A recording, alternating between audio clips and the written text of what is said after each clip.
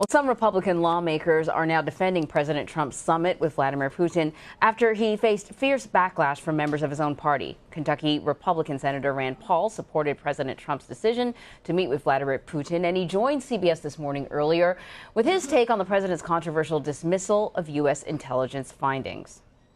I think what this gets into is that the president has undergone an onslaught of a year and a half of a partisan investigation accusing him of somehow colluding with the Russians. So I think he's sensitive to that. But there's another aspect to the investigation that is a legitimate one, and that is saying, did Russians hack Hillary Clinton's emails? And so there's a legitimate aspect, and then there's a partisan aspect. And we all have now concluded and all understand that the investigation was started by partisans, James Clapper, John Brennan, who started the investigation at the behest of the Clinton campaign, who paid somebody in Russia to come up with a dossier. So really, it's funny that we keep talking about Trump and Russia, when in fact the only person actually known to pay Russian agents was Hillary Clinton, who paid a British spy, who then paid British agents for dirt on, concocted dirt on Trump.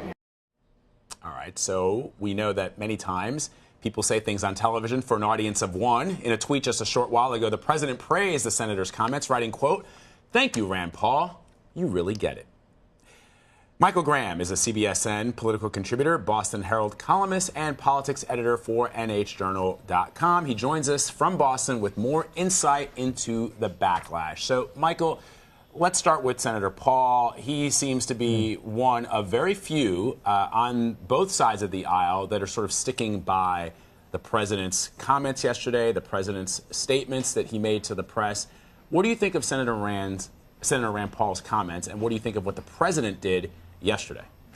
Well, first of all, let's get it on the record. If you can't trust Vladimir Putin, I mean, really, what a great guy he is, What you saw from Senator Paul is the narrowest sort of defense, and it's what I've seen. I'm a conservative talk radio host by background, conservative media. I hang out with conservatives all the time.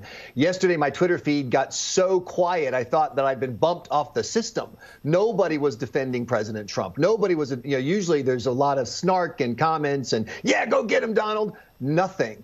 The defense you heard wasn't a defense. It was, what about that other thing? What about the fact that what happened to Hillary Clinton's server? And listen, there absolutely is an important and, in my opinion, underreported story about Hillary Clinton and her emails, et cetera, and we can go back over that. But that has nothing to do with what President Trump said about Russia, about it making a moral equivalent between America's behavior and Russia's behavior, and talking about the Russians being involved in the investigation of what the Russians did, and saying that I can't trust my own national security team any more than I can trust Vladimir Putin. All the terrible stuff that Trump did is still terrible, separate from anything that Hillary Clinton or Peter Strzok or whatever might have done. And when you find yourself in the only defense you can mount is to attack the other team for something else, that shows you that there aren't a lot of Republicans who are defending Trump's performance yesterday. Yeah, Michael, I listened on to talk radio during the 2016 election and watched conservative media throughout that whole election cycle, where I saw commentators, pundits saying that Hillary Clinton was treasonous for her behaviors. The fact that the president tried to spin the narrative away from the direct question that he was asked yesterday on foreign soil, standing next to an adversary, by all accounts a dictator, was remarkable. And you're right, there were very few conservative commentators on Twitter yesterday commenting, other than a couple. I think I saw Joe Walsh come out very, very strongly out against the president. It just, Dan Senior, who's a CBS News contributor, sat here one day and said, he's been a lifelong conservative Republican. He never thought he would see the day when Republicans would attack the Federal Bureau of Investigation. That was a few months ago that Dan told us that. Now we've got the President of the United States, who has sworn to protect and defend the American people, the Constitution of the United States, standing next to Vladimir Putin and saying, yeah, Dan Coates, he told me this, but I really do believe Vladimir Putin because he's extremely strong in his denial that he had nothing to do with the election of 2016. How do Republicans, how do conservatives stand by that behavior? Well, as you pointed out, they're not, and they're attacking that specific behavior.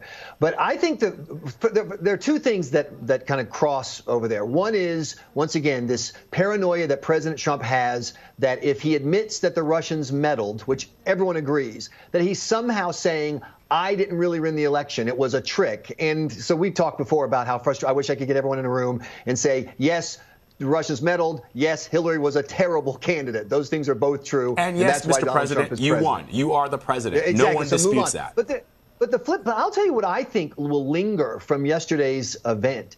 There are 3 words that can end the Trump presidency, and no, they're not impeach him now. The 3 words that can end his presidency are he looked weak. What was it that got evangelical Christians who really didn't like his lifestyle to support him? What was it that got people who are uncomfortable with his positions on trade or his withdrawal foreign policy, the kind of foreign policy that Rand Paul likes, but most conservatives don't? Why were they willing to choose Trump in the end over Hillary Clinton? I think it's because they felt like he would be a strong ally. I cannot overstate how, for example, people of faith feel like they've been under fire the previous 8 years. And, Catholic nuns forced to deal with issues like birth control because of actions by President Obama. And the whole litany of complaints. They really felt under fire. And Trump felt like he would fight for them and be strong for them. And when you ask how has his approval rating stayed in the low 40s, despite all this behavior, it's because he's always strong. And so people forgive it's like, we hired this kind of big hulking guy. Of course, he's going to break some China, but he's here defending us. Yesterday, Donald Trump looked weak and he looked small. And I think for the first time, the man who has the office of the presidency looked smaller than the office of the presidency. And I think that could linger. It's rare that we've seen a large number of Republican lawmakers come out and criticize or even condemn the president for something he said or done. So now we're seeing these tweets, these statements being released. But is that enough to, sort of throw out a few words condemning the president? Well, I mean, what else are you going to do, once again, other than impeach? And impeach is not going to happen. I went back over the polls this morning to look, and consistently a majority of Americans don't support impeachment. And I also would say this to Democrats who want to take advantage of this. If you follow John Brennan down the path of you should be impeached for a press conference, you're just going to lose a lot of Americans believe in the democratic process. We have enough. No, you don't throw a guy out because he was an idiot in a press conference. You got to have something more. And I've seen again and again, like the incident with the treatment of families at the borders, where the conversation was moved by the left from those families to abolish ICE. That extremism in reacting to the president's faux pas and mistakes creates opportunities for this president, and he is very smart about taking them. Yeah, your point, Michael, is spot on. The president of the United States did build his brand, his coalition, the people that support him, on the fact that he was perceived to be strong. But when you're strong in the face of Angela Merkel and Theresa May and Emmanuel Macron, who are your allies, your pals, your buddies, let's put this in context of just normal people. That's easy to be strong in the face of your friends. It's much harder to be strong in the face of a dictator, a bully, a thug. And there, you're correct in pointing out that a lot of conservatives have agreed with you and have suggested that the president did look weak and did not look like he was sticking up for the American people, his own intelligence agencies. Well, here's the thing, is that, what Vladimir Putin is being accused of, is still occurring. Russia is still presently meddling. And so, yes, that was a press conference, but there's a real security concern unfolding right now. We're leading into an election, and you can't help but to wonder, if the commander-in-chief doesn't seem that concerned, what are we heading into? Right. And we still haven't even talked about, Michael, what we've been talking mostly about the press conference. There were 2 hours when Vladimir Putin and President Trump were alone in a room, and we have yet to see a readout from the White House. We have no indication about what they spoke about. So if the president is willing to throw his intelligence agencies under the bus in the light of cameras, with the American and media and the entire world watching, what did he say? What was discussed with Vladimir Putin? Well, Vladimir Putin did an interview with state-run media right after that, and he talked about specific things about Syria, about Israel, and certainly about the accusation that Russia meddled in the 2016 election. He was willing to talk about what went on in that meeting. We haven't heard anything from our president. And, one of the concerns people had going in is that Trump, because he wants to make deals, might make a deal with Russia that was disadvantageous. For example, saying we're just going to pull all American troops out of Syria. Interestingly, his performance at the press conference makes any deals with Russia virtually impossible right now because it's such a mess. He can't look more like he's kowtowing to Russia. He's got to look less. And, the frustration that a lot of Trump supporters feel is they keep saying, look at Trump's record, and they have a point.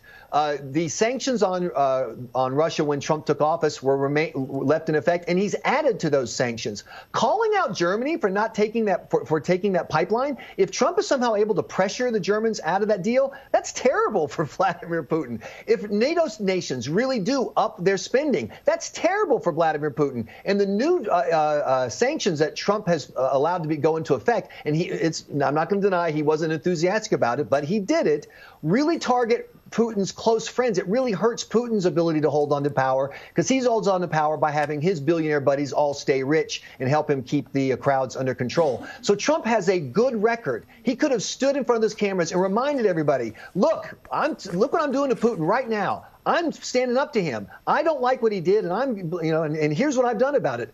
But instead, he came across as this kind of weak sister who felt like he was lucky to be invited to the prom.